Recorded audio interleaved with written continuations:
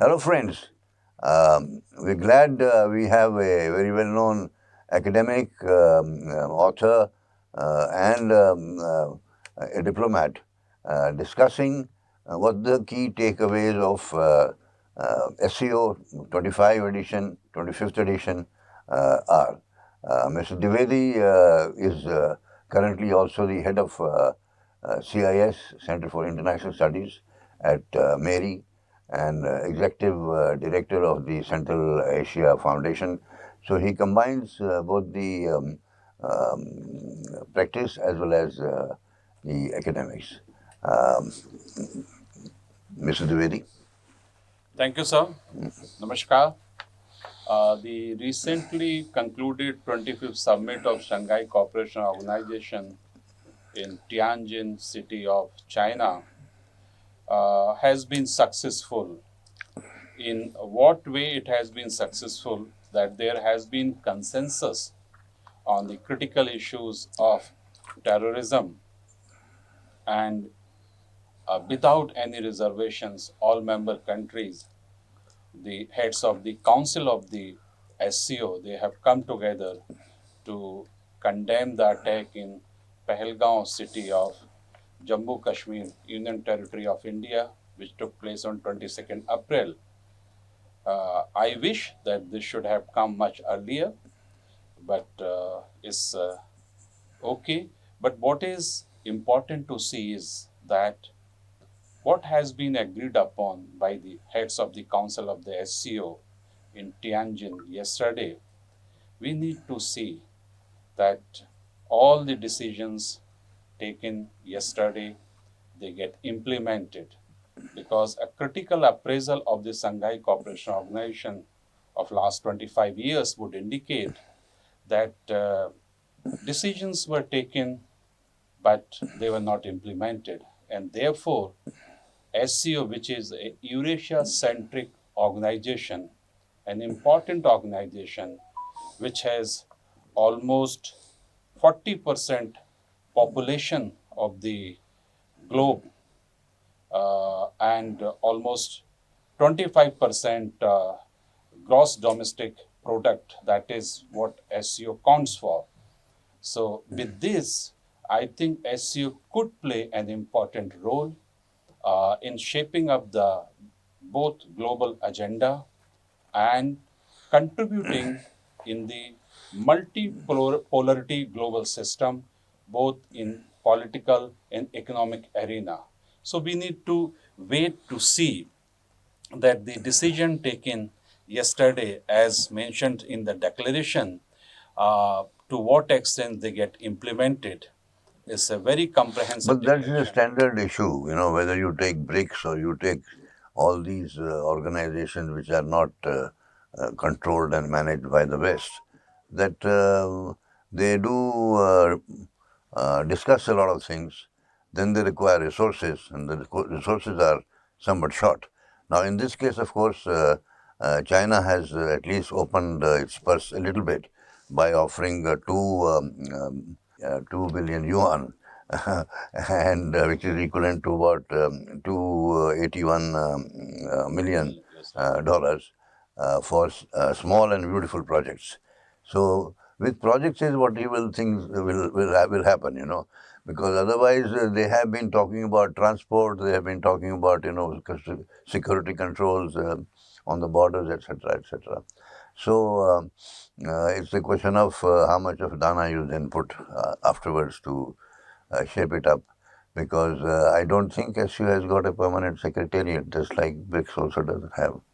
No, SU has. SU has, in China. Yes, it has. Okay, now there is one difference, major difference of BRICS and SCO, that SCO is practically contiguous. The countries are practically contiguous, and therefore infrastructure projects, etc., can be done very well, which is also the need for the. Okay, now any other major takeaways? So, besides the terrorism and security aspect, and broadly the cooperation aspect, what are the major takeaways from the conference, including the optics?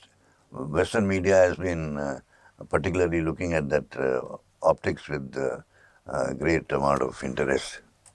You made very important point, sir, and that is this contiguous geography of the member countries, right from the Belarus, Russia up to China, India, Iran, Pakistan, Kazakh, Kyrgyz, Tajik, Uzbek, is one very important landmass of Eurasia.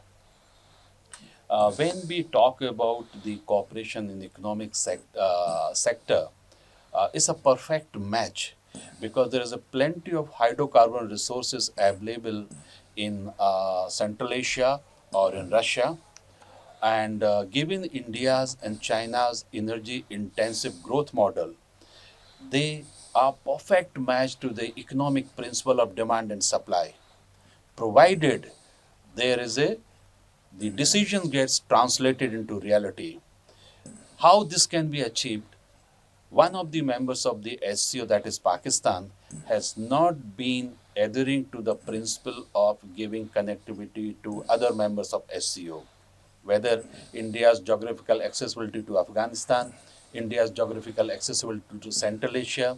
So if member countries, they for a moment keep their bilateral issue at side and come together for regional cooperation with the inherent principle of win-win situation, I am sure SCO is going to make an impact at the global stage. But I also wonder that while Pakistan is doing all this, because of which the problem is there of proper connectivity, we objecting to the BRI project passing through POC also creates a problem because we get the bad name. We are the only one who has not signed the BRI project.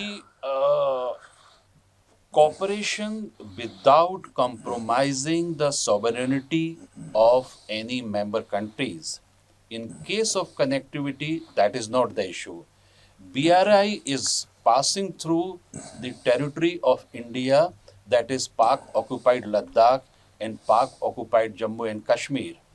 Therefore, from day one until 1963 or after that also, China has made number of statements stating that let Pakistan and India resolve the unfinished, agendas of partition 1947. But BRI is a blatant violation of sovereignty of India. Hold it. China has great engineers. India has great engineers. I'm sure they can consider a bypass somewhere. I'm sure they can find a way out, but the political will is not there. It seems like we don't want the Pakistan's project to work, and we are not concerned with what our benefit or loss will be.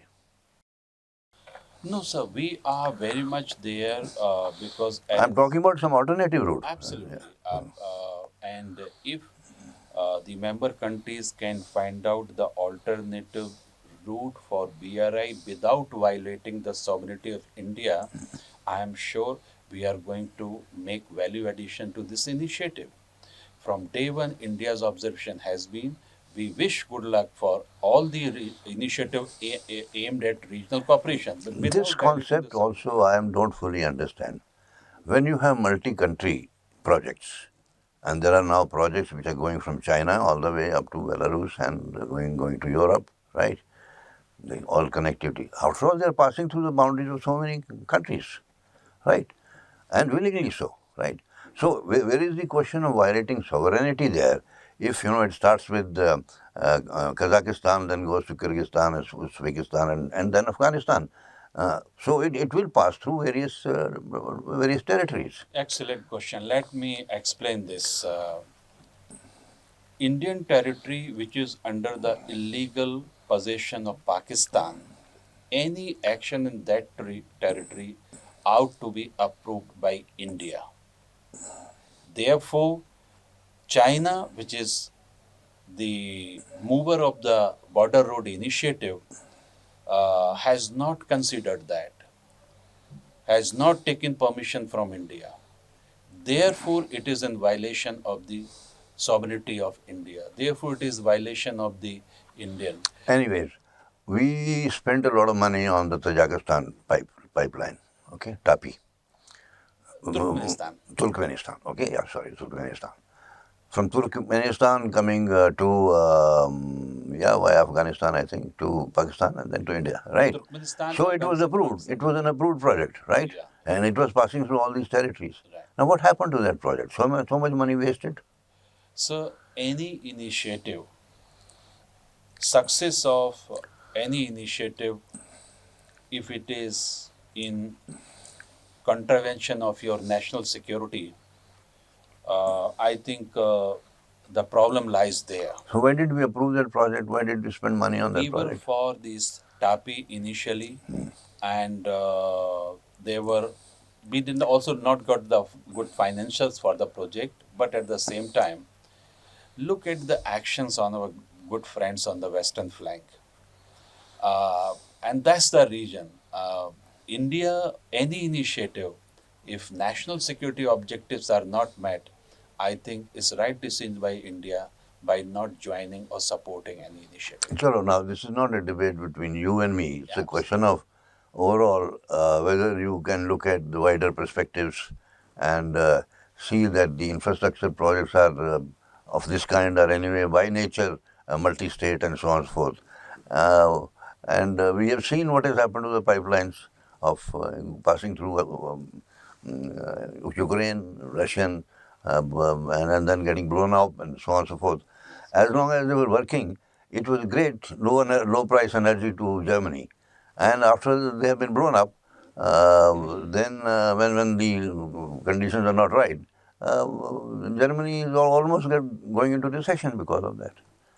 Precisely, that's the point why TAPI has not been successful, because the territory which lies in Afghanistan, that was not secured area, and the actors in Afghanistan, they have threatened a number of times to blow the TAPI. That was one.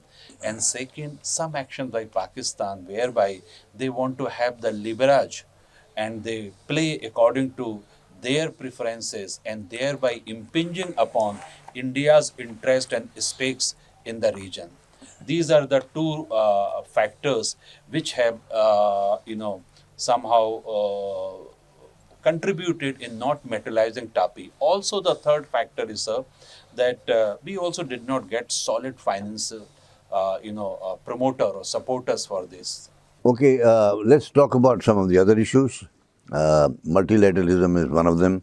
Whether the SCO has generally supported the idea of having different poles of power, whether they have said something about the tariffs, and to some extent that is more of a violation of sovereignty. If sovereign country tells India that you will not buy from XYZ, right? Even if it is advantageous to you, because I say so. And if you buy, I'm going to put a penalty on you.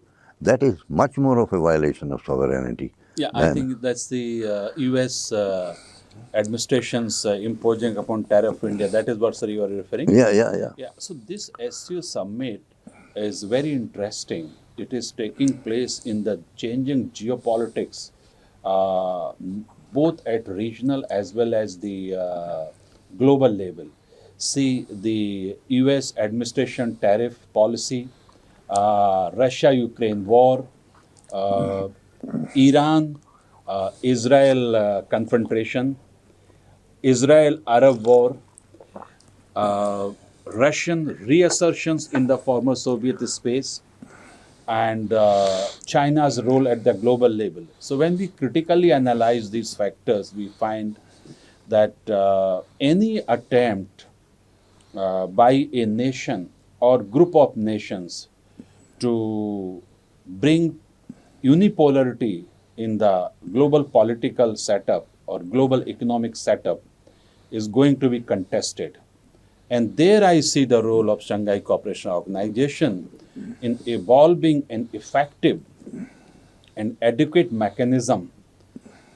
If SCO succeed, as you rightly said, that bilateral issues, they impinge upon the progress of collective decision taken by the SCO. So if the member countries can resolve their bilateral issues, whether it is between India, China, border issues, whether it is between India, Pakistan, whether it is between Russia and China, or whether it is between Iran and Pakistan, if these bilateral issues can be, set aside for a moment, and member countries can come together for enhancing regional cooperation with the inherent principle of win-win situation. It is noteworthy that a resolution has been passed unanimously against the Hamas or Palestine-Israel war against Israel. Yeah, it has condemned the Israeli action in Israeli and US action in Iran And Iran. and a humanitarian crisis in Gaza Strip. Yeah. So all three. And by the way, India, which has been generally holding its hand as far as Israel is concerned because of defense collaboration and other things and so on, has also been part of the criticism. Sir, So that is where a grouping helps you to take a decision on its own merits, rather than personal interests. absolutely. And sir, may I say that India has a multi-vector foreign policy, whereby in the center of any policy is on national interest. India is a member of the Quad. India is a member of SCO. India is a member of BRICS. India is contributing to the number of organizations within the framework of United Nations. So it's a very dynamic situation, evolving situation. It keeps on evolving. But this is more of a bureaucratic participation, not leadership. Where in the SCO? In all the ones you mentioned. No, top level leadership is participating, sir. Leadership participating is different. Giving leadership to the organization. BRICS is very effective, I would say, when we talk about the global South economic development. BRICS is playing an important role, and as a student of IR, I would say that BRICS is make no mistake that BRICS is not going to succeed. No, sir, BRICS is going to succeed at the global level. Already, bilateral economic dealings between Moscow and Beijing, Tehran and Beijing, New Delhi and Moscow, they are taking place in their local currencies. I didn't refer to succeeding or not succeeding or how much succeeding. If one person who happens to be president of a country says that if you are a member of BRICS, I'm going to levy 500% tariffs on you, right? Then what is left? What do you have? How strong you are?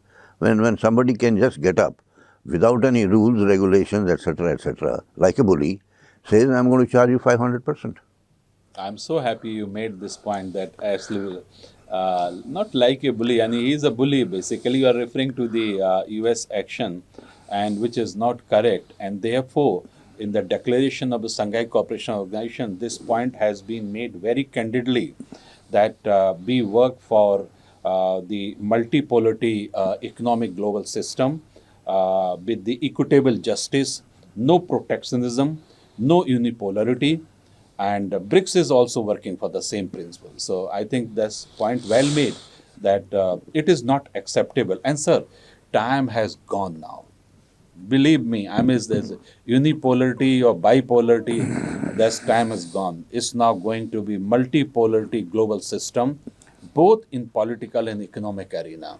And SCO, being a Eurasia-centric organization, if, again, I am putting a footnote, if they set aside their bilateral issues, I am sure, given the size of population and the GDP, it is going to make a value addition to this multipolarity. Okay, so I don't want to reiterate the point that on just non-diplomatic handling of the issue of road going through POC.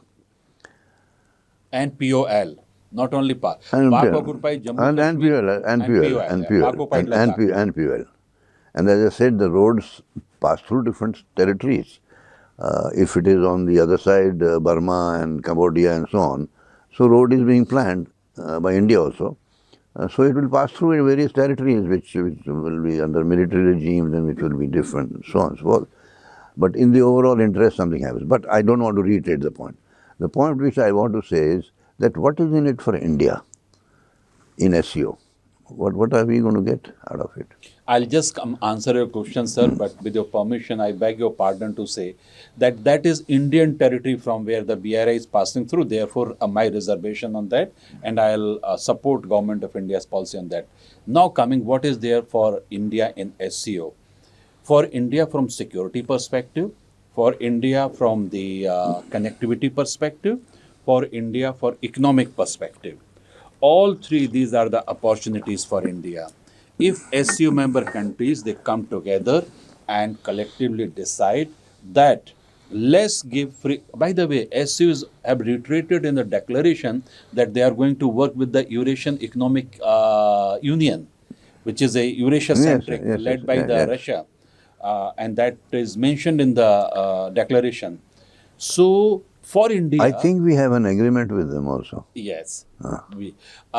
So, for India in SCO, the issue of security, that with the inherent principle of square justice, whether the terrorism is in India, whether the terrorism in Pakistan, China, Russia, any member countries, Iran, it has to be condemned. A. B. The ideological and financial supply line to these organizations, they need to be cut. They need to be eliminated with the inherent principle of, again, square justice, no discrimination. That is there for India.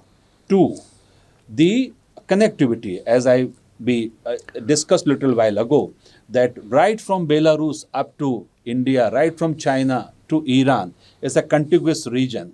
So if connectivity is given without any reservation and given the fundamental principle of demand and supply, this region would benefit a lot, because energy intensive growth model of India, energy intensive growth model of China will consume lots of hydrocarbon resources available in Eurasian countries. And mind you, India and China together, they are almost 3 Arab, which is, almost 3 billion population, if I'm right. 3 billion population. Now, 3 billion population of the, look at the share, we are almost, 32 to 33% of the total population. Yes, so, that's important. And when this large population, it has its own dynamic and cascading effect. But they have to come closer, no? They have to come closer. Therefore, I am a big supporter of India-China good ties. How?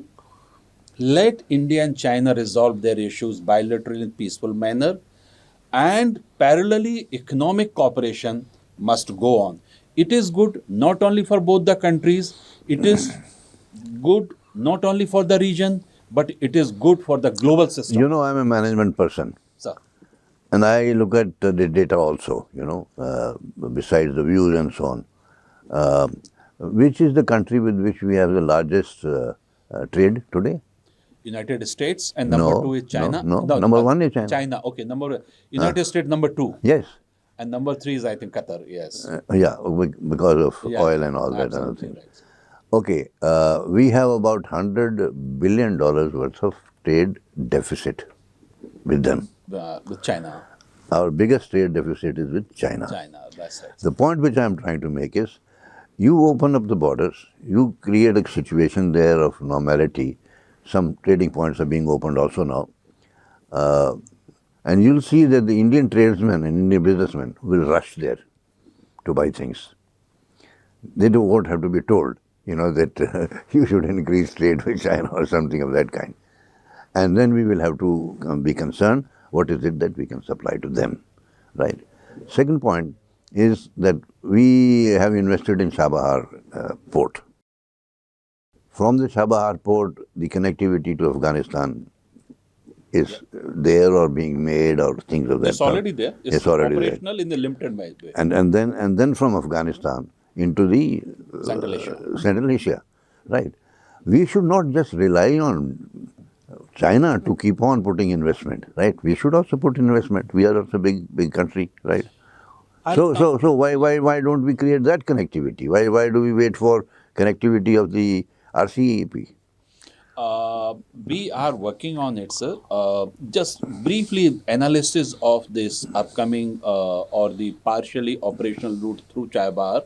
The current operational route from India to Central Asia is Mumbai to Bandar Abbas to Mashhad and to Mari province of Turkmenistan and further to Bukhara province of Uzbekistan and further. Longish, somewhat longish. Yeah, this is I've done the surface transport, tracking the expedition on this route. When Chabahar become fully operational, it would be from Mumbai or from Gujarat to Chabahar to Jarans, Nimruz, Dilaram, Farah province, Mazari Sharif, and across Oxus River into Syria Daria province of Uzbekistan. Now, this route will reduce the distance by 1,000 kilometers. That is what I'm saying. That's what I'm saying. Now, why should India not We are working on it. come forward? We Yes. are working on it. Yeah. And when this route become fully operational, the perishable items either coming from India to going from India to Central Asia or vice versa, this will enhance the trade between the two regions. See, now taking it to the SCO context, right? Yeah. And the Eurasia Forum also, they should not get the impression that only China is the giver, That China gives money for the projects, China sets up the projects, and, even this small amount which they've given 2 billion yuan, set up 100 small and beautiful projects, etc. But the India is not a giver, right? Now, India has to be giver in terms of health services and education and so on. And then you say that you are equal. Otherwise, you're saying you have 1.4 billion, we have 1.4 billion, we are all very, very big. So, in a situation like BRICS or SCO particularly, because SCO was also set up by China and Russia, India and Pakistan joined only later, is that we should give the impression that India is also a giver. Sir, our contribution during the crisis has been phenomenal. You will agree that during the COVID, India, regardless of where these medicines are required, India has played a very important role of responsible member of international community. Likewise in SCO also, that wherever, whether it is the education, cultural cooperation, science and technology, or contributing economically, as a partner, India has been contributing. Can we cite some specific projects which have been done? Especially in the education sector, ICWA, Indian Council of World Affairs, has been made the a center here for this and the think tank where the discussions are taking place. No, besides discussion, which are the projects actually? What is on the ground? What has been agreed upon. Therefore, I said when we critically analyze the trajectory of Shanghai Cooperation Organization last 25 years, what has been agreed, it has not been translated into net deliverables. What are the reasons then? The reasons are these bilateral issues that they have hijacked the agenda. Therefore, I made a submission right in the beginning that if member countries, they put aside their bilateral issues for a moment and work for enhancing regional cooperation, that will be win-win situation. Besides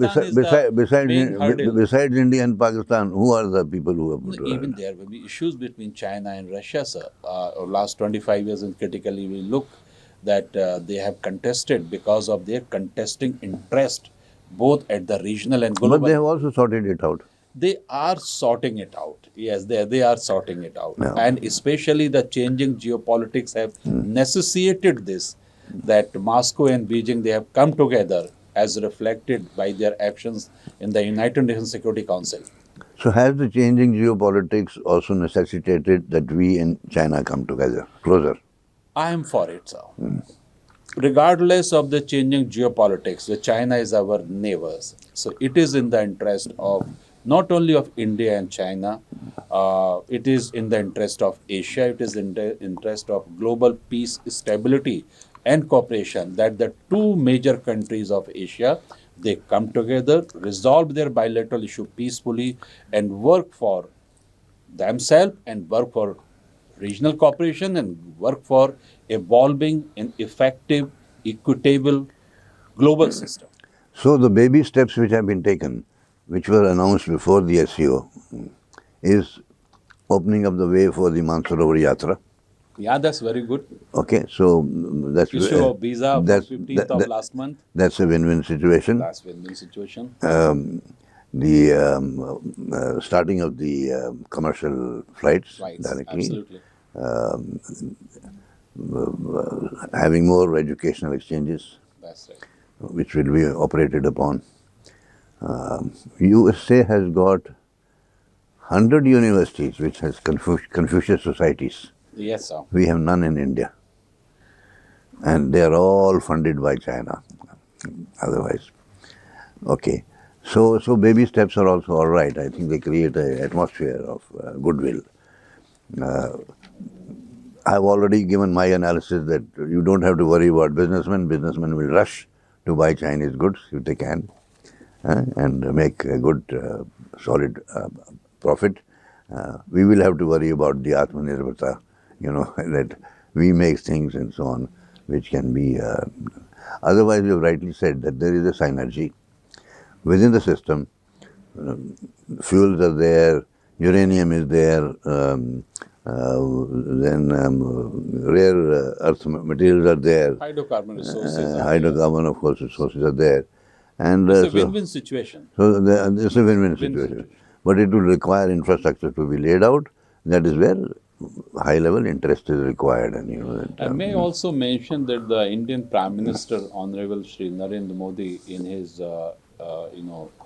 address at the Shanghai Cooperation Organization, he sort of gave the full form of SCO. He said, S for security, C for connectivity, and O for opportunity. Now that summarizes the essence of Indian perspective on SCO. Shanghai Cooperation Organizations, member of the SCO, they need to come together to materialize, actualize the cooperation in security, connectivity, and economic arena. And if that happens, so is going to be win-win situation. And for the 40% population of the world, what else is needed? I think its time has come then when we all need to realize let's work together, let's our endeavors strive to exploit and channelize the potential that exists in the SCO member countries. Again, with the inherent principle of square justice, we cannot have dual standard on international terrorism, on protectionism, on sovereignty issue. These are the fundamentals for any cooperation we really want to take them forward, sir. that will be a nice note to end this discussion for the time being. These are evergreen topics. And the BRICS will be there. We will discuss BRICS also like that, and keep our viewers informed about it. Thank you very much. Thank you, sir.